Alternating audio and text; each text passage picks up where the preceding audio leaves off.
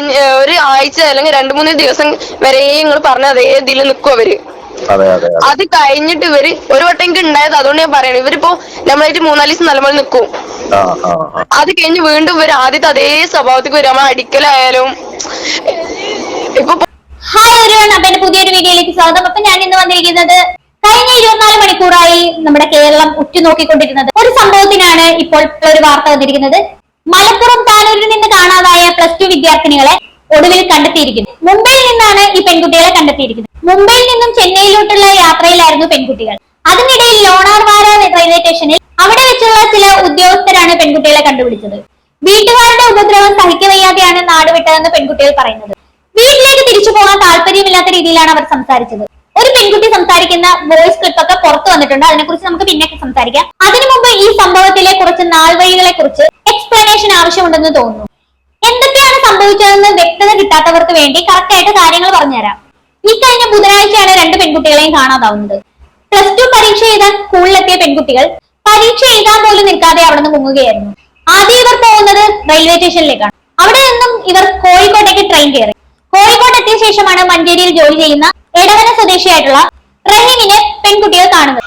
റഹീമും പെൺകുട്ടികളും ഇൻസ്റ്റാഗ്രാം വഴിയുള്ള പരിചയമാണ്. റഹീം എന്തോ ആവശ്യത്തിന് വേണ്ടി മുംബൈയിലേക്ക് പോകുന്നുണ്ടെന്ന് മനസ്സിലാക്കിയ പെൺകുട്ടികൾ റഹീമിന്റെ കൂടെ പോകുവാൻ തീരുമാനിക്കുകയായിരുന്നു എന്നും അതല്ല ഇവർ 3 പേരും പ്ലാൻ ചെയ്തു പോയതാണെന്നും പറയപ്പെടുന്നുണ്ട്. പെൺകുട്ടികൾ സുരക്ഷിതരായിരിക്കാൻ വേണ്ടി കൂടെ പോയതാണെന്നാണ് റഹീം പറയുന്നത്. എന്തായാലും 3 പേരും കോഴിക്കോട് നിന്നും മുംബൈയിലേക്ക് ട്രെയിൻ കയറി. അതിനിടയിൽ നാട്ടിൽ പോലീസ് അന്വേഷണം തുടങ്ങി. പെൺകുട്ടികളുടെ മൊബൈൽ കേന്ദ്രീകരിച്ചുള്ള അന്വേഷണത്തിലാണ് കാണാതാവുന്നതിന്റെ തലേ ദിവസം റഹീം ഇവരെ ഫോൺ വിളിച്ച വിവരം പോലീസ് മനസ്സിലാക്കുന്നത്. അങ്ങനെ റഹീമിനെ കുറിച്ച് അന്വേഷിച്ചപ്പോഴാണ് ഇയാൾ മുംബൈയിലേക്ക് പോയെന്ന വിവരം പോലീസിന് ലഭിക്കുന്നത്. അങ്ങനെയാണ് പെൺകുട്ടികൾ മുംബൈയിലേക്ക് പോകാൻ സാധ്യതയുണ്ടെന്ന് പോലീസ് മനസ്സിലാക്കുന്നത്. ആ ഒരു ദിശയിലേക്ക് അന്വേഷണം വഴിതിരിച്ചു വിട്ടു. എന്തായാലും അവിടെയുള്ള മുംബൈയിൽ ഉള്ള CCTVയിൽ നിന്നുമുള്ള ദൃശ്യങ്ങൾ പോലീസിന് ലഭിച്ചു. അതോടെ മുംബൈയിൽ ഇവരുണ്ടെന്നുള്ള കാര്യം പോലീസ് ഉറപ്പിക്കുകയും ചെയ്തു. മുംബൈയിലെത്തിയ പെൺകുട്ടികൾ ഇവർ എന്താ ചെയ്തതെന്ന് വെച്ച് കഴിഞ്ഞാൽ മുടി ലുക്കൊക്കെ മാറ്റിയാണ് അവർ ഇറങ്ങിയത്. ഒരു സിനിമയിലുണ്ടല്ലോ 2 പെൺകുട്ടികൾ നാട് വിട്ടു പോയിട്ട് ഏതൊരു ശാരിയും പിന്നെ പേര് എനിക്ക് കിട്ടുന്നില്ല, 2 പെൺകുട്ടികൾ ഇതുപോലെ ഒളിച്ചോടുന്നു. എന്നിട്ട് ആ പുള്ളിക്കാരി പൂച്ചക്കണ്ണൂർ പുള്ളിക്കാരി മുടിയൊക്കെ കട്ട് ചെയ്ത് ആ ഒരു സിനിമ കണ്ടവർക്കറിയാം, മോഹൻലാലിന്റെ ഒരു ഫിലിമാണ്. അങ്ങനെ റഹീം അപ്പോഴത്തേക്കും വേറെ വഴിക്ക് പോയിരുന്നു. അങ്ങനെ ഇവര് മുടി മുറിക്കാൻ പോയ ബ്യൂട്ടി പാർലർ ഒരു മലയാളിയുടേതായിരുന്നു. അതും ഈ കേസിൽ നിർണായകമായിരുന്നു. കാരണം പെൺകുട്ടികൾക്ക് മലയാളം അല്ലാതെ വേറെ ഭാഷയൊന്നും അറിയില്ലല്ലോ. എന്തായാലും ബ്യൂട്ടി പാർലറിൽ കയറിയ ഇവർ 2 പേരും പറഞ്ഞത് ഞങ്ങളുടെ ലുക്കൊക്കെ ഒന്ന് മൊത്തത്തിൽ മാറ്റി തരണമെന്നാണ്. എന്തായാലും 2 പേരും കൂടി അവിടെ 10,000 രൂപയാണ് ചെലവാക്കിയത്. ബ്യൂട്ടി പാർലറിന്റെ ഉടമയായ മലയാളി പറയുന്നത് ഇഷ്ടം പോലെ പൈസ ഈ പെൺകുട്ടികളുടെ കയ്യിൽ ഉണ്ടായിരുന്നു എന്നാണ്. ഇത്രയും പൈസ എങ്ങനെ കിട്ടിയെന്നുള്ളത് ഇപ്പോഴും ദുരൂഹമായി തുടരുകയാണ്. എനിക്ക് തോന്നുന്നത് ഇവര് വല്ല സ്വർണവും വിറ്റ് കാണുമെന്നാണ്. എന്തായാലും ബ്യൂട്ടി പാർലറിൽ വെച്ച് മുടി വെട്ടുന്നതിനിടയിൽ റഹീം ഇവരെ ഫോൺ ചെയ്യുന്നുണ്ടായിരുന്നു. റഹീമിനോട് സംസാരിച്ച ശേഷം ഈ പെൺകുട്ടികൾ പെട്ടെന്നൊന്ന് പരിഭ്രാന്തരായി. മുടി മുറിച്ചത് മുഴുവനാക്കാതെ അവിടെ നിന്നും അവർ പെട്ടെന്ന് എസ്കേപ്പ് ആകാൻ ശ്രമിച്ചു എന്നാണ് ഈ ബ്യൂട്ടി പാർലർ ഉടമ പറയുന്നത്. എന്തായാലും എനിക്ക് തോന്നുന്നത് ഇവരെ കാണാതായതും മുംബൈയിലെത്തിയതും ഒക്കെ വലിയ വാർത്തയായിരുന്നു. ആ വിവരമാകും റഹീം വിളിച്ചു പറഞ്ഞത്. അത് കേട്ടിട്ടായിരിക്കും ഈ പെൺകുട്ടികൾ പരിഭ്രാന്തരായത്. എന്തായാലും അവരെ അപ്പൊ തന്നെ ബ്യൂട്ടി പാർലറിൽ നിന്ന് ഇറങ്ങി കുറച്ച് സമയത്ത് ഇവരെ കുറിച്ച് യാതൊരു വിവരവും ഉണ്ടായിരുന്നു. ഒടുവിൽ ഇന്ന് പുലർച്ചെ 2 മണിക്കാണ് ഈ ഉദ്യോഗസ്ഥർ പെൺകുട്ടികളെ കണ്ടെത്തുന്നത്. കണ്ടെത്തിയ ശേഷം ഇവരെ ക്യാമ്പിലേക്ക് മാറ്റുകയായിരുന്നു ചെയ്തത്. എന്തായാലും പെൺകുട്ടികളിൽ ഒരാൾ സംസാരിക്കുന്ന വോയിസ് ക്ലിപ്പ് വന്നിട്ടുണ്ടെന്ന് ഞാൻ പറഞ്ഞില്ലേ, അതൊന്ന് കേട്ടോക്ക്. അതുകൊണ്ട് നമുക്ക് അത് വീട്ടിൽ പോകണ്ട, വീട്ടിൽ പോകുന്നു വേണ്ട. അല്ല, നിങ്ങൾ 2 പേരും, എനിക്കൊരു മോളുണ്ട്. എന്റെ മോള് 17 വയസ്സ് പ്രായമുള്ളതാണ്. അപ്പൊ നിങ്ങൾ 2 പെൺകുട്ടികളാ. അതുകൊണ്ട് നിങ്ങൾക്ക് എന്തെങ്കിലും ഹെൽപ്പ് വേണോ അതിനുവേണ്ടി വിളിച്ചത് അങ്കിൾ കേട്ടോ. പക്ഷെ അതിൽ കൊടുത്ത വയസ്സല്ല ഞങ്ങളത്. എത്ര വയസ്സുണ്ട് ഇപ്പം? ഞങ്ങൾക്ക് 17 കഴിഞ്ഞ് 18 ആയി. 18 വയസ്സായി. പക്ഷെ അതിന് ഞങ്ങൾ കിട്ടാൻ വേണ്ടിട്ട് അതിൽ അങ്ങനെ കൊടുത്തതാണ്. ഓ അത് ശരി, അത് ശരി. നിങ്ങൾ +1 +2 നമ്മള്? ഞങ്ങൾ +2 കഴിഞ്ഞിപ്പോ. +2 കഴിഞ്ഞല്ലേ? അവര് ഇപ്പൊ നമ്മളെ വീട്ടുകാരായാലും എവിടെ കൊടുക്കണമെങ്കിൽ അങ്ങനെ തന്നെ കൊടുക്കല്. അവര് ഇപ്പൊ എന്ത് പ്രശ്നം വരികയാണെങ്കിലും അങ്ങനെ തന്നെയാണ്. അതെ അതെ അതെ അതെ. എന്തായാലും ഞങ്ങൾ വീട്ടുകാർക്ക് ഞങ്ങൾ ഇപ്പൊ സാർമാരായാലും അങ്കിളായാലും സംസാരിച്ച് ഞങ്ങൾ വീട്ടുകാർ ഓക്കെ ഞങ്ങൾ അങ്ങനെ ഏറ്റോളം ഇങ്ങനെ ഏറ്റോളം എന്ന് പറയും. പക്ഷെ കുറച്ച് കാലം കഴിഞ്ഞ് ഒരു ആഴ്ച അല്ലെങ്കിൽ 2-3 ദിവസം വരെ നിങ്ങൾ പറഞ്ഞ അതേ ഇതിൽ നിൽക്കും അവര്. അത് കഴിഞ്ഞിട്ട് ഇവര് ഒരു വട്ടം എനിക്ക് ഉണ്ടായത്, അതുകൊണ്ട് ഞാൻ പറയണേ, ഇവരിപ്പോ നമ്മളായിട്ട് 4-5 ദിവസം നല്ലപോലെ നിൽക്കും. അത് കഴിഞ്ഞ് വീണ്ടും ഇവര് ആദ്യത്തെ അതേ സ്വഭാവത്തേക്ക് വരും. നമ്മൾ അടിക്കലായാലും ഇപ്പൊ ഓക്കെ. അപ്പൊ അങ്ങനെയൊക്കെയാണ് കാര്യങ്ങൾ. മുമ്പ് ഇതുപോലെ വീട്ടിൽ നിന്ന് ഇറങ്ങി പോവുകയും അതിനെ തുടർന്ന് പ്രശ്നങ്ങൾ ഉണ്ടായിരുന്നു എന്നുമാണ് ഈ പെൺകുട്ടിയുടെ സംസാരത്തിൽ നിന്നും മനസ്സിലാക്കാൻ കഴിഞ്ഞു. ഇതിലൊരു പെൺകുട്ടിയെ വീട്ടുകാർ സ്കൂളിലെ ടൂറിന് പോകാൻ അനുവദിക്കാത്തത്, അതിന് അവൾ ഷൊർണൂർ വരെ ഒറ്റയ്ക്ക് പോയ സംഭവം ഉണ്ടായിട്ടുണ്ടെന്ന്, അതിനെ തുടർന്ന് അന്ന് വീട്ടിലുണ്ടായ പ്രശ്നങ്ങളെ കുറിച്ചായിരിക്കും ഈ പെൺകുട്ടി പറയുന്നത്.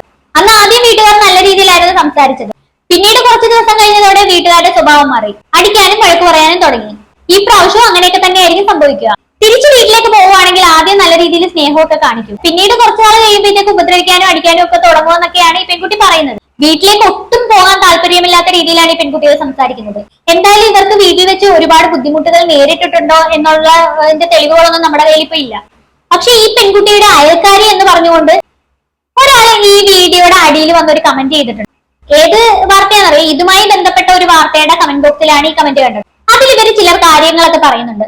എന്തായാലും അതൊന്ന് ഞാൻ വായിച്ചു തരാം. എന്റെ അയൽവാസിയാണ് ഈ സംസാരിക്കുന്ന കുട്ടി. ചെറുപ്പം തൊട്ട് വീട്ടിലെ എല്ലാ കാര്യത്തിലും ആക്റ്റീവാണ്. ഈ കുട്ടിക്കാണ് വീട്ടിൽ ഫുൾ റോൾ. ഈ കുട്ടി പറയും പോലെയാണ് വീട്ടുകാർ കേൾക്കാറ്. വീട്ടിൽ ഒരു പ്രോബ്ലവും ഇല്ല. കള്ളമാണ് ഇവൾ പറയുന്നത്. ഇവൾക്ക് ഫ്രീഡം കൂടിയ പ്രോബ്ലം ആണെന്ന്. പിന്നെ അടുത്ത കമന്റ്, എന്റെ അടുത്ത വീടാണ്. ഞാൻ കുറച്ച് ഡേ ട്യൂഷൻ എടുത്തിരുന്നു. ഇവരുടെ വീടിന്റെ അടുത്ത് വന്ന് നോക്കൂ, തുറന്നു കിടക്കുന്ന വീടാണ്. വീട്ടിൽ വെച്ച അക്കറി ഉണ്ടാക്കൽ. ക്ഷീരകർഷകനാണ്. എപ്പോഴും വീട്ടിൽ ആളുണ്ടാവും. ഈ കുട്ടിയാണ് അവിടെയെല്ലാം എല്ലാം കാര്യത്തിലും ഓടി നടക്കും. ഓക്കെ, ഈ കമന്റുകളുടെയൊക്കെ ജെനുവിനിറ്റി എത്രത്തോളം ഉണ്ടെന്ന് നമുക്ക് അറിയത്തില്ല. അതുകൊണ്ട് തന്നെ തൽക്കാലമായി ഇതൊന്നും പൂർണ്ണമായും വിശ്വസിക്കാൻ കഴിയില്ല. എന്തായാലും വീട്ടുകാർ കുട്ടികളെ ഉപദ്രവിക്കാറില്ലെന്നാണ് കമന്റുകളിൽ പറയുന്നത്. കുട്ടികളുടെ വീട്ടുകാരും ഇങ്ങനെയൊക്കെ തന്നെയാണ് പറയുന്നത്. കുട്ടികൾക്ക് വീട്ടിൽ പ്രത്യേകിച്ച് ബുദ്ധിമുട്ടുകളൊന്നും ഇല്ലെന്ന് വീട്ടുകാർ ആവർത്തിച്ച് പറയുന്നുണ്ട്. പക്ഷെ ഈ കുട്ടികളാണെങ്കിൽ നേരെ തിരിച്ചാണ് പറയുന്നത്. എന്തായാലും ഈ സംഭവം ആദ്യമായി വലിയ വാർത്തയായ സമയത്ത് എല്ലാവരുടെയും കമന്റ് കണ്ടു കഴിഞ്ഞാൽ മനസ്സിലാവും, കുട്ടികളെ സുരക്ഷിതമായി വീട്ടിലെത്തണേ, കുട്ടികൾക്ക് ഒരു ആപത്തും വരുത്തല്ലേ എന്നൊക്കെ ആയിരുന്നു ഫുൾ കമന്റ്. എന്നാൽ കുട്ടി ബോംബെയിൽ എത്തിയ കാര്യവും ബ്യൂട്ടി പാർലറിൽ കയറിയ കാര്യമൊക്കെ അറിഞ്ഞു കഴിഞ്ഞതിന് ശേഷം കുട്ടികൾക്ക് നേരെ വലിയ രീതിയിലുള്ള സൈബർ അറ്റാക്ക് ഇവിടെ നടക്കുകയുണ്ടായി. സകല വാർത്തകളുടെ അടിയിൽ വരുന്ന കമന്റ് ബോക്സിൽ പെൺകുട്ടികൾക്കുള്ള മോശം കമന്റുകളാണ്. മയക്കുമരുന്ന് മുതൽ തീവ്രവാദം വരെ കമന്റ് ഇട്ടവരുണ്ട്. പക്ഷെ ഏറ്റവും കൂടുതൽ ആൾക്കാരുടെയും വിഷമം എന്ന് പറയുന്നത് ഇവരുടെ മാതാപിതാക്കളെ കുറിച്ച് ഓർത്തിട്ടാണ്. മാതാപിതാക്കളെ മറന്നിറങ്ങിപ്പോയവരല്ലേ, ഇനി തിരിച്ചു വരെയൊന്നും വീട്ടിലേക്ക് കയറ്റേണ്ടെന്നാണ് മിക്ക കമന്റും. ശരിയാണ്, മാതാപിതാക്കൾക്ക് ചിലപ്പോൾ ഈ കുട്ടികൾ കാരണം ഒരുപാട് മനപ്രയാസങ്ങൾ അനുഭവിച്ചിട്ടുണ്ടാവും. എന്റെ ഒരു അഭിപ്രായം ഞാൻ പറയാം, തൽക്കാലത്തേക്കെങ്കിലും ഈ പെൺകുട്ടികളെ സൈബർ അറ്റാക്ക് ചെയ്യുന്ന ഒന്നും തൽക്കാലത്തേക്ക് നിർത്തിവെക്കണം. ഇവര് ചെയ്യുന്നത് തെറ്റ് തന്നെയാണ്, ഞാൻ ന്യായീകരിക്കുകയല്ല. ഇവിടെ കൂട്ടക്കൊലപാതകമൊന്നും ചെയ്തിട്ടില്ലല്ലോ ഇവര്. വേറെ എന്തെങ്കിലും ക്രൈം ഇവർ ചെയ്തതായിട്ട് പറഞ്ഞു കേട്ടിട്ടുമില്ല. എന്താണ് ഇവരുടെ യഥാർത്ഥ പ്രശ്നമെന്നും നമുക്കറിയില്ല. ചിലപ്പോൾ വളരെ ചെറിയ എന്തെങ്കിലും പ്രശ്നമായിരിക്കും. എല്ലാ വീടുകളിലും മാതാപിതാക്കളും മക്കളും തമ്മിൽ എന്തെങ്കിലും ചെറിയ പ്രശ്നങ്ങൾ ഉണ്ടാവുമല്ലോ, ചിലപ്പോൾ അതുപോലെ എന്തെങ്കിലും ആയിരിക്കാം. കഴിഞ്ഞ ദിവസം ഞാനൊരു വാർത്ത കേട്ടായിരുന്നു. 2-ലോ 3-ലോ എങ്ങാണ്ട് പഠിക്കുന്ന ഒരു ചെറിയ കുട്ടി തന്റെ ഉമ്മ വഴക്ക് പറഞ്ഞെന്ന് പറഞ്ഞ് വീട്ടിൽ നിന്ന് ഇറങ്ങിപ്പോയി. കുട്ടി എങ്ങോട്ടാ പോയെന്നറിയോ? നേരെ പോലീസ് സ്റ്റേഷനിലേക്കാണ് പോയത്. സംഭവം എന്താണെന്ന് വെച്ചാൽ ഉമ്മക്കെതിരെ പരാതി കൊടുക്കാൻ പോയതാണ്.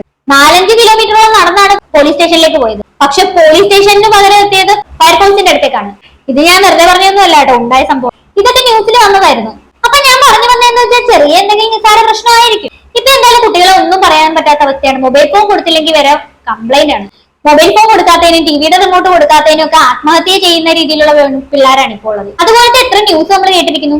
അപ്പൊ എനിക്ക് അത്രേ പറയാനുള്ളൂ. തൽക്കാലം അവരെ വെറുതെ വിട്ടേക്ക്.